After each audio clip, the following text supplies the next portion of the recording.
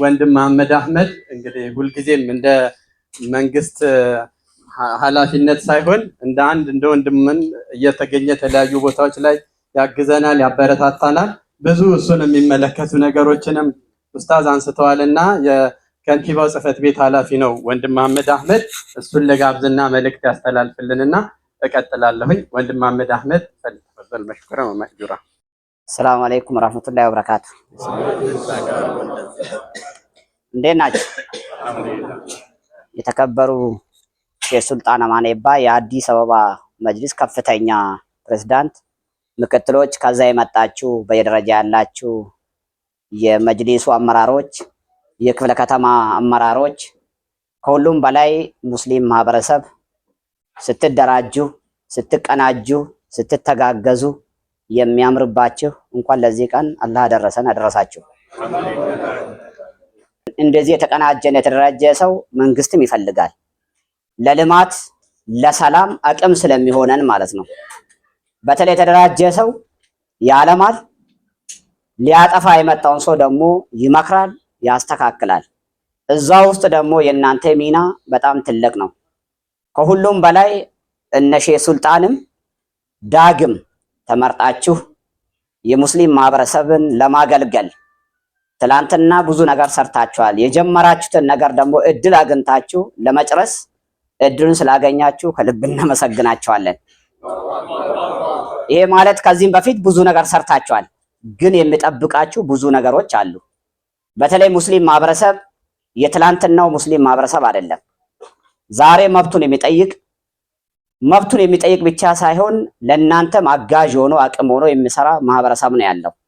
እንደ ትላንትና የሚጮከን ዝም ብለው ጊዜ ይፈታዋል ብሎ የሚሄድ ሙስሊም አይደለም። አሁን ከላይ እስከ ታች ከፌደራል ጀምሮ እስከ ታች እስከ ቀበሌ ድረስ ያለው መብቱን ያውቃል፣ ግዴታን ያውቃል፣ ከሱ የሚጠበቀውን ነገርም ያውቃል። ይሄንን ማስተባበር፣ ይሄንን ወደ አንድ ማምጣት፣ ይሄንን ማህበረሰብ የምንጠቀምበት ከሆነ ደግሞ የተሻለ ነገር መስራት፣ እናንተም ዛሬ ብቻ ሳይሆን ነገም ባላ ዘንድ የተሻለ ስም እንደምታገኙ ምንም ጥርጥር የለንም። እኛም እንደ መንግስት በተለይ ከድሮ የበለጠ እንደ ትላንትናው የሚገፋ መንግስት አይደለም። ዛሬ ያለው መንግስት ከእናንተ ጋር ተቀናይተው በጸጥታ ላይም በልማት ላይም ብዙ ነገር የአቅመ ደካማ ቤት እያደሳችሁ መብላት የማይችሉ ሰዎችን እያበላችሁ ማድ እያጋራችሁ ለመንግስትም አቅም እየሆናችሁ ያላችሁ ማህበረሰብ ናችሁ። ስለዚህ ለዚህም እንደ መንግስት እኛም ላቅ ያለ ምስጋና ለእናንተ እናቀርባለን። ይህንን ስንል ግን በደንብ አሁንም መያዝ አለብን። ተጀመረ እንጂ ገና አሁን ነው ወደ መስመር ገና አይናችን አሁን ነው የተከፈተው። ስለዚህ የተከፈተው አይን ተመልሶ እንዳይደፈን የእናንተ ርብርብ ያስፈልጋል።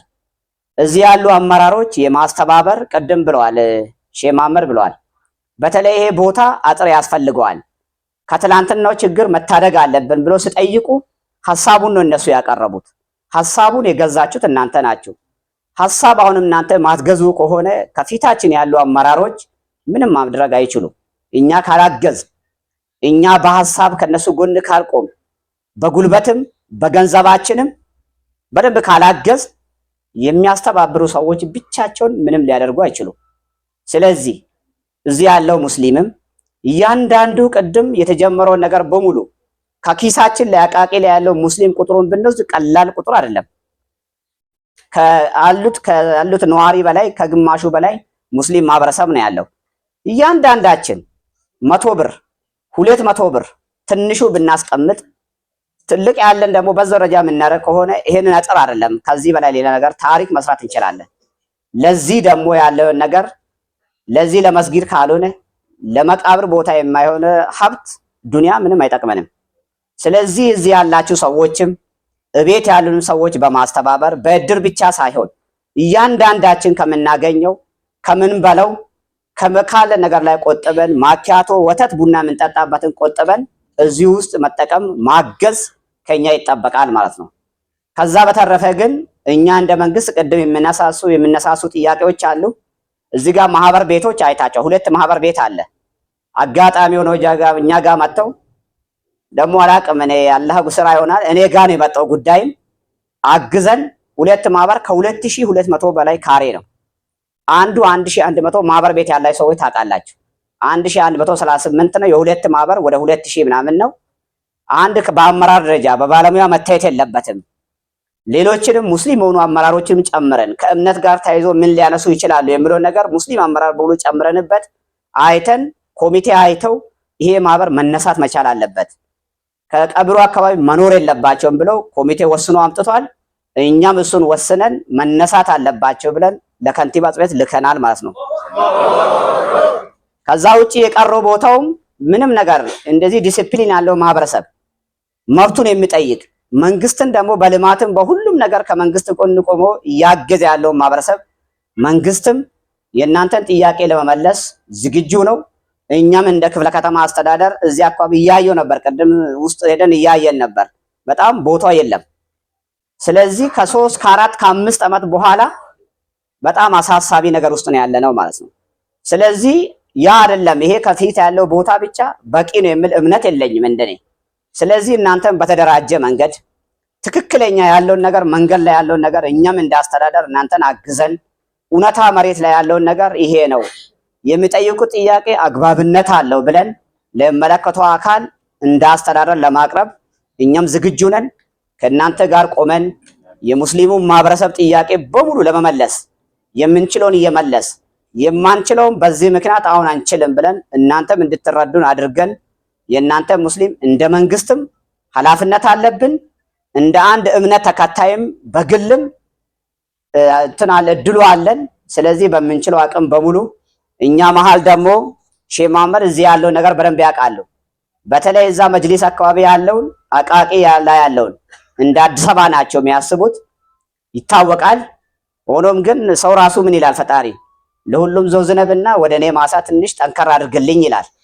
ስለዚህ ለሼህ መሐመድ ማደራ የምንለው ለአዲስ አበባ እንደምትሰሩ እንዳለ ሆኖ ግን አቃቂ በጣም የተጎዳ ማህበረሰብ ስለሆነ የእኛን ጨከን እያረጋችሁ አንዳንዴ በደንብ እነ ሼህ ሱልጣን ላይም ጫና እየፈጠራችሁልን በተለይ የሙስሊም ማህበረሰቡ የአቃቂን ጥያቄ እንድመልሱልን እንደሚያግዙን ተስፋ አለን። በድጋሜ እድሜያችሁን ለእናንተም ለሙስሊም ማህበረሰብም ለነሱም እድሜና ጤና የለመን ቀጣይ የተሻለ ነገር እንድሰሩ አደራ እንላለን። ሰላም አለይኩም ወራህመቱላሂ ወበረካቱ። ግን ያ ሁሉ ነገር ቢኖርም ቀብር የሙስሊሞች አንድነት አንዱ መገለጫ ነው፣ ምንም አይነት እክትላፍ ያለበት ነገር አይደለም ብለን ስንጀምር ሁሉም ሐቂቃ አጋርነቱን ያሳየው ከእድሮች ጀምሮ ብሎኬት እያስገዙ በየመስጂዱ ገቢ ማሰባሰብን እያስተባበሩ ሁሉም ሰዎች የሚችሉትን ነገር በማድረግ ይሄንን ግቢ የሁላችንም እስከ አላህ ብሎ ሁሉም ሰው እስከሚቀሰቀስ ድረስ እስከ ማህሸር የሚቆይበት ቦታ ነውና ይሄንን ቦታውን የጋራ ቤታችን ነውና በአግባቡ ሙስሊሞች የሚخدሙበት መተን እዚህ ጋር ዱዓ የምናደርግበትና በጫካ የማይወረስበት ቆሻሻ የማይጣልበት ከብት የማይውልበትና ሌላ መጥፎ ስራም የሚሰራበት ቦታ ነበርና ይሄ እንዳይቀጥል የጋራ ርብርብ ያስፈልጋል ብለን እንቅስቃሴ ጀምረን ነበረ። የአላህ ፍቃዱ ሆኖ የትልልቅ ነገር የሚጀመረው ከትንሽ ነውና የዛኔ ያያችሁት ትንንሹ ነገር እዚህ ጋር ሆኖ አጥር ሆኖ ያያችሁት ነው። ይሄ የሁላችሁንም በጎ ፍቃድ የሁላችሁንም ዱዓ ልፋት ጥረት የሚያሳይ ነገር ነው።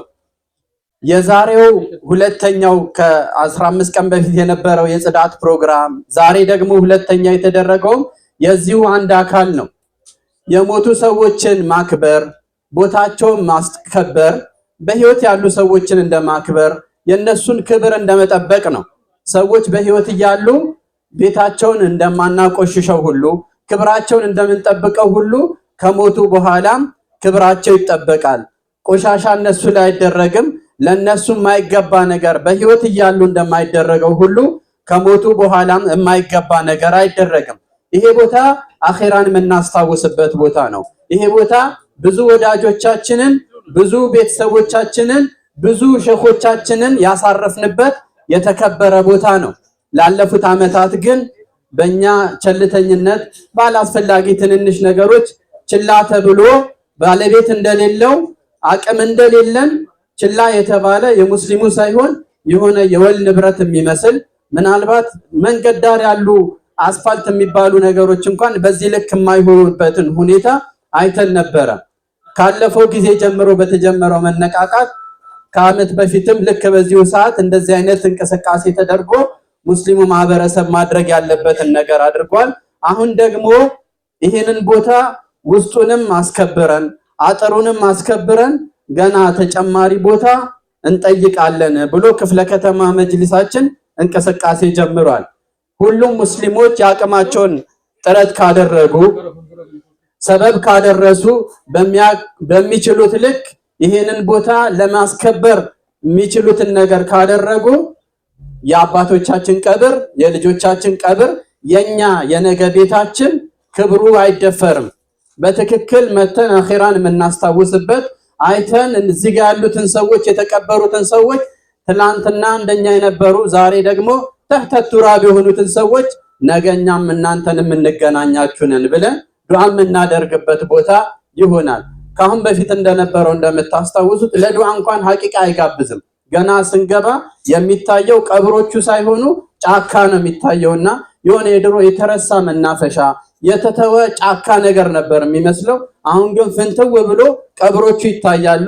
ስንገባ ትላንት ከኛ ጋር አብሮን የነበሩ ሰዎቻችን አሁን ከአፈር በታቸው ነው እናያቸዋለን።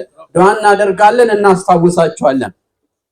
ስለዚህ የዚህ የቱልዲምቱ የሙስሊም መካነ መቃብርን ጠብቀን በአግባቡ ለሙስሊሙ ትክክለኛውን አገልግሎት እንዲሰጥ ከምናደርግበት መሽሩዕ ውስጥ አንዱ ዛሬ ለሁለተኛ ጊዜ የተደረገው የጽዳት ፕሮግራም ነው።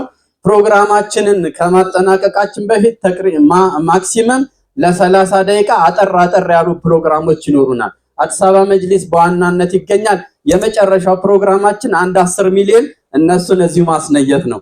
ከቆያችሁ ኃላፊነታችንን አብረን ካስረከብናቸው የኛም የነሱም እንደሆነ ይሄ ቦታ በደንብ ካስገነዘብናቸው ኢንሻአላህ አንዱን ሁለቱን የተጀመረው አለ አይደለ የሆነ ቦታ ደግሞ የሚያደርሰውን ነገር እዚሁ አስነይተናቸው ኢንሻአላህ ምናልባት ቀጣይ ሳምንት ካልሆነም በ15 ቀን ውስጥ ጋብ ብሎ ያለው ግንባታው እንዲጀመር የእናንተ የዛሬ መምጣት ሰበብ ይሆናልና ኢንሻአላህ አብራችሁን እስከ መጨረሻው ትቆያላችሁ ነውና በዋናነት ከፍተኛ ምክር ቤቱ ሂሳቡን መስማት አለበትና ማለት ነው።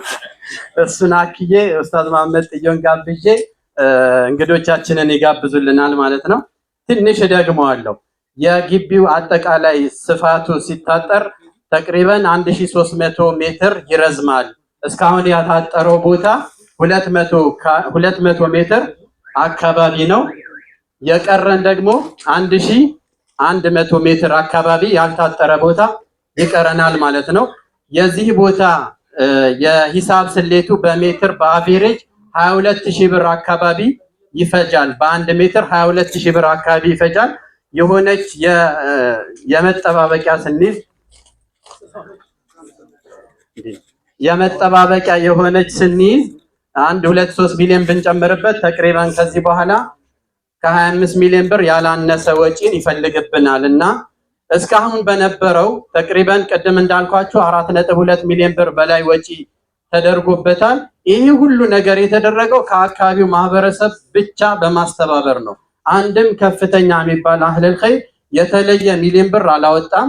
አንድም ሰው የተለየ ነገር አላደረገም። ሁሉም ሰው በእድሮች በመስጂዶች ተባብሮ ሁሉንም ነገር ያደረገው በትንንሽ ብሮች ነው። ይሄ ሁሉ ብር የወጣው ከዚሁ ከአካባቢው ማህበረሰብ ብቻ ነው። ከፍተኛ ምክር ቤቱ ይህንን ነገር ከመጀመሪያው ጀምሮ ያውቀዋል። የአቃቂ ቃሊቲ እስልምና ጉዳይ ምክር ቤት ይህንን ነገር በባለቤትነት ጥናት አድርጎ አስጀምሮ እዚህ አድርሷል። አሁንም የከፍተኛ ምክር ቤቱ የአካባቢ ማህበረሰብ እንዲሁም የአህለል ኸይሮች ትብብር ካለበት በቅርቡ ኢንሻአላህ ይሄንን ምናልባት እኛ የ3 ወር የ4 ወር እቅድ ነው ያዝንለት ከአላህ ጋር ይሳካልን ኢንሻአላህ እናሳካዋለን አይደል? ስለዚህ ወደ እንግዶቻችን እንገባለን።